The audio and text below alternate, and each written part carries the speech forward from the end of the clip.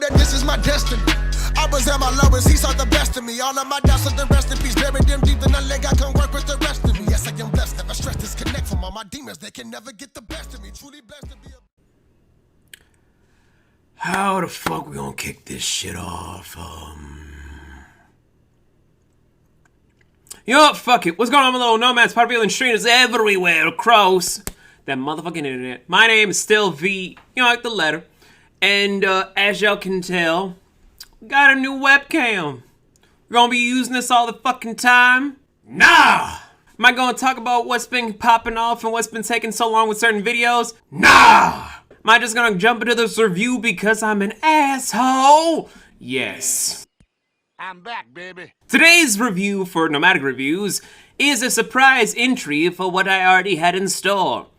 It is an animated feature, even though it's more set like a motion comic and or a visual novel, because it's that sweet and quaint. As we are going to be covering Coffee with Honey.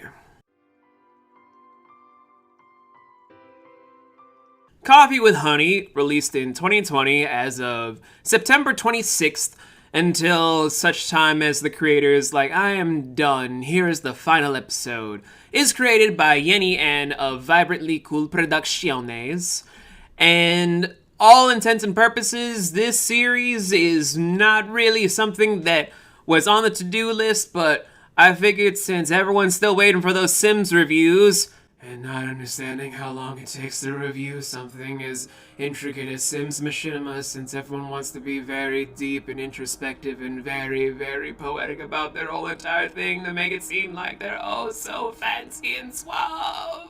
I decided, you know, why not just cover something that's a little bit more grounded, a little bit more, you know, wholesome and very, very serene. Because the next two reviews are going to be very, very existential. Moving on! Open up the bag and pull the bag. The plot of Coffee with Honey, for all of you guys that are interested, or just really, really in the mood for coffee.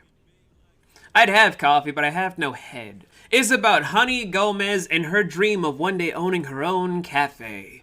Where after she was dumped and put on unemployment, for a bunch of different reasons that I think we all can relate to, because it's 2020, y'all.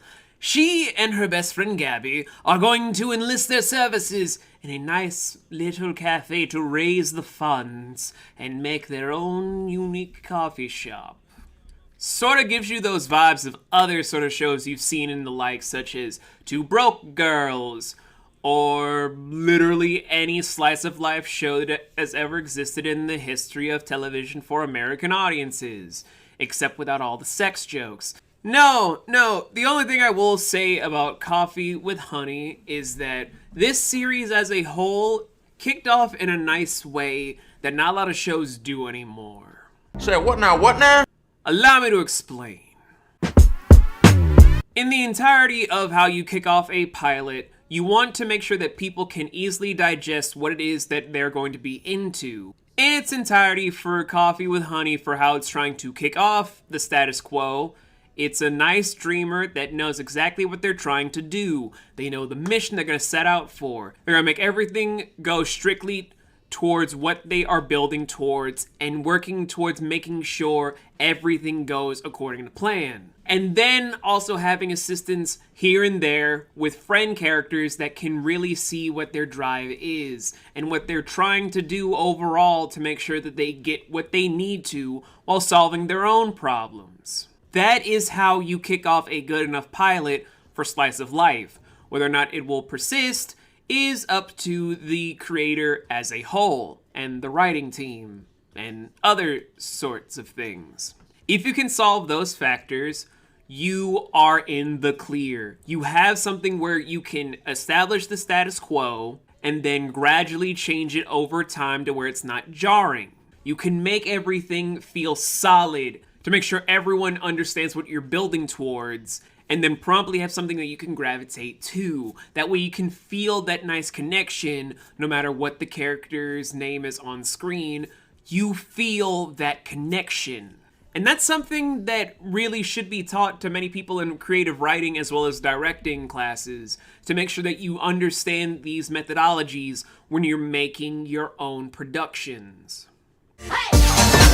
With how surreal things get in today's media, which I am partially responsible for on my own end, it's nice to have something that gives off a nice cutesy vibe, but also that nice human edge. You can have something that's more enjoyable and very colorful for your eyes, but also have that nice sweet appeal, like you're brewing a nice cup of Europa, or having something strong and beefy with how visual it can be, like Cuban coffee.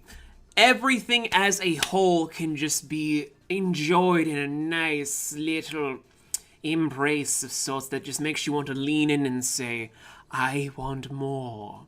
Please give me more. And can I have my head back, please? I didn't mean to sell that to the Doulahan company last month, but we're going ahead of ourselves. We're going ahead of ourselves. Wait a minute. Shut up and get to the point! So, yeah, what I'm saying about the art is it's very visually appealing. It's very nice. It's very cutesy. I want more of this. And it's also why I feel like this is only 5 minutes long instead of other sort of interactions I could say is happening.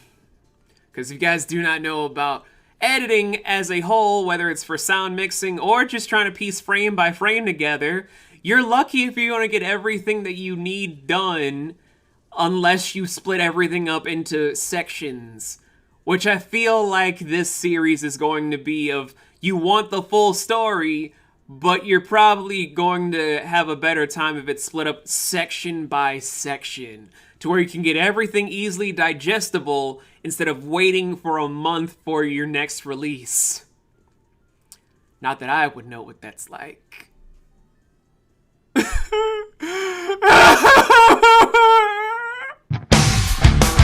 Overall, for a series like this, and other stuff I could go into, but I'm gonna wait until after the series is done. All I can really state about this whole entire endeavor is that I enjoyed this to the umpteenth degree. I loved seeing this unfold. This is, quite frankly, one of the best things I've witnessed that premiered this year that I would honestly go back to watch over and over and over and over again, because it's just that nice breath of fresh air that we needed in a year that's so grim, dark. It's almost just saddening how much we need something this quaint and so serene in comparison to other things that can just feel so downtrodden and so miserable. It's honestly something I could just show everyone to be like, here's a nice bit of sunshine in your dreary, dreary days. Hopefully it makes you feel better, fam. That's how good of an appeal this has. And I would love to review the whole thing, if Yenny will allow me to review the whole entire thing, of course, because I need consent from the creator. And then we'll proceed from there. If not, then I'll give my review when it's time. So, for all intents and purposes, guys, give this entire series a watch and make sure you support the creators not only by subscribing to their YouTube channel, but also go to their Ko-fi right away. Even $1 will make all the world's difference for something this impactful and powerful.